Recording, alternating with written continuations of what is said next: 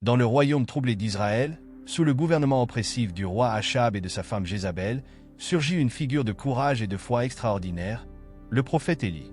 Connu pour sa dévotion inébranlable à Dieu et pour ses actes miraculeux, Élie est l'un des grands prophètes de la Bible, dont les histoires transcendent le temps et continuent d'inspirer les générations. Élie émergea à une époque où Israël était plongé dans l'adoration des dieux païens, en particulier Baal, au détriment du vrai Dieu. Le culte de Baal, promu par l'influence de Jézabel, avait détourné le peuple de sa foi ancestrale et entraîné la nation dans une ère de moralité décadente et d'injustice. C'est dans ce contexte de ténèbres spirituelles et de corruption que Élie se lève comme un phare de lumière et de vérité. Avec une détermination défiant les pouvoirs en place, Élie fut choisi par Dieu pour restaurer le véritable culte et redresser le cours d'un peuple égaré. Sa vie fut marquée par une série de confrontations dramatiques et de miracles extraordinaires témoignant de l'intervention directe de Dieu.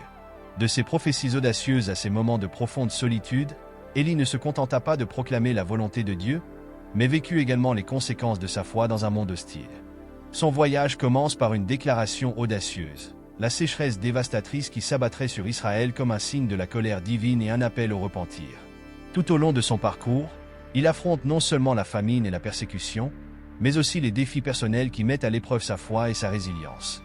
L'histoire d'Élie n'est pas seulement un récit d'un prophète isolé, c'est une narration vibrante de foi, de courage et du pouvoir de Dieu manifesté en temps de crise. Dans chaque chapitre de sa vie, de ses prophéties à ses miracles, Élie illustre la profondeur de la confiance en Dieu et la force d'un esprit dédié à accomplir la volonté divine, même face aux plus grands défis.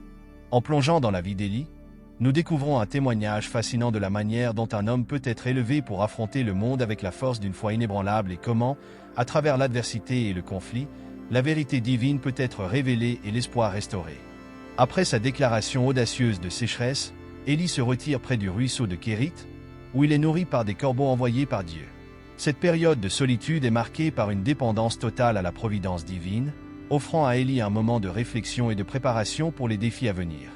Mais, lorsque le ruisseau se tarit à cause de la sécheresse persistante, Dieu lui ordonne de se rendre à Sarepta, une ville phénicienne, pour y trouver refuge chez une veuve. À Sarepta, Élie rencontre une veuve qui, malgré une pénurie de ressources, lui offre son dernier peu de farine et d'huile. Sa foi et sa générosité attirent la bénédiction divine, et le pot de farine et la cruche d'huile ne se vident jamais durant toute la période de famine. Ce miracle est une puissante démonstration que la foi sincère et la confiance en Dieu peuvent engendrer des provisions même dans les moments les plus désespérés. Mais la vie de la veuve prend une tournure tragique lorsque son fils tombe gravement malade et meurt. Élie, avec une foi inébranlable, implore Dieu pour la vie de l'enfant, et le garçon est ramené à la vie, ravivant l'espoir dans la maison de la veuve et affirmant encore davantage le pouvoir de Dieu. Élie est ensuite appelé à confronter le roi Achab, dont le règne est marqué par l'idolâtrie et l'injustice. Accompagné par son fidèle serviteur Obadiah, qui a protégé les prophètes de Dieu des persécutions de Jézabel, Élie se rend au palais pour défier le roi. Il organise un duel épique sur le mont Carmel, où il invite les prophètes de Baal à prouver la puissance de leur Dieu sur un autel préparé. Tandis que les prophètes de Baal échouent à invoquer le feu du ciel, Élie, avec une confiance calme, restaure l'autel du Seigneur et demande à Dieu de se manifester. Le feu céleste consume l'offrande, le bois et même l'eau versée sur l'autel, prouvant ainsi la supériorité du Dieu d'Israël. Ce miracle spectaculaire entraîne la défaite des prophètes de Baal et marque une victoire décisive pour la foi en Dieu. Mais, malgré ce triomphe, Élie se retrouve à fuir la menace persistante de Jézabel, qui cherche à le faire tuer. Il s'enfuit dans le désert, accablé par la peur et le désespoir, et demande à Dieu de mettre fin à sa vie. Au lieu de cela, un ange de Dieu le réconforte, lui donne de la nourriture et le renforce pour la prochaine étape de son voyage. Élie se dirige alors vers le mont Horeb, où il trouve refuge dans une grotte sacrée. Là, Dieu se révèle non pas dans les éléments grandioses comme le vent ou le feu, mais dans un doux murmure, offrant à Élie la direction et la réassurance nécessaires pour poursuivre sa mission. Dieu lui donne des instructions pour oindre de nouveaux rois et pour choisir Élisée comme successeur prophétique, garantissant la continuité de l'œuvre divine. Après avoir accompli ces tâches, Élie est confronté à des épreuves supplémentaires, y compris la conspiration de Jézabel contre lui et la dépravation persistante des dirigeants israélites. Il continue de prophétiser et d'accomplir des miracles jusqu'à ce qu'il soit finalement enlevé au ciel dans un tourbillon de feu, laissant Élisée pour poursuivre le ministère.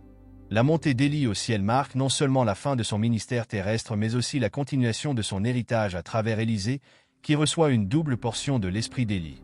Les événements de sa vie révèlent un parcours de foi inébranlable, de miracles divins et de confrontation avec les puissances de son temps, illustrant le pouvoir et la fidélité de Dieu même dans les moments de plus grande adversité.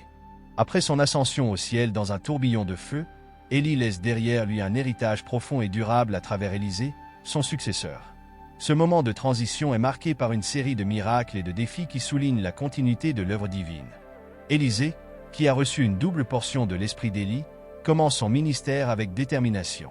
Les miracles accomplis par Élisée, comme la purification de l'eau empoisonnée à Jéricho, la multiplication des pains pour nourrir une centaine de personnes, et la résurrection du fils de la Sunamite, témoignent de la puissance de Dieu et de la fidélité à l'héritage prophétique d'Élie.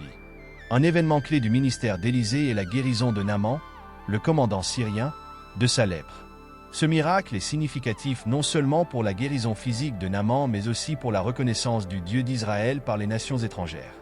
Naaman, initialement sceptique, est convaincu de la puissance divine après s'être immergé dans le fleuve Jourdain, conformément aux instructions d'Élisée. Il revient alors à Israël en louant le Dieu de son guérisseur. À travers ses actions, Élisée continue d'affirmer la présence et l'autorité de Dieu en Israël, et son ministère reflète l'impact durable de l'œuvre d'Élie. La continuation des miracles et des prophéties sous Élisée démontre la fidélité de Dieu envers ses promesses et l'importance de la foi, même face aux défis persistants et aux oppositions.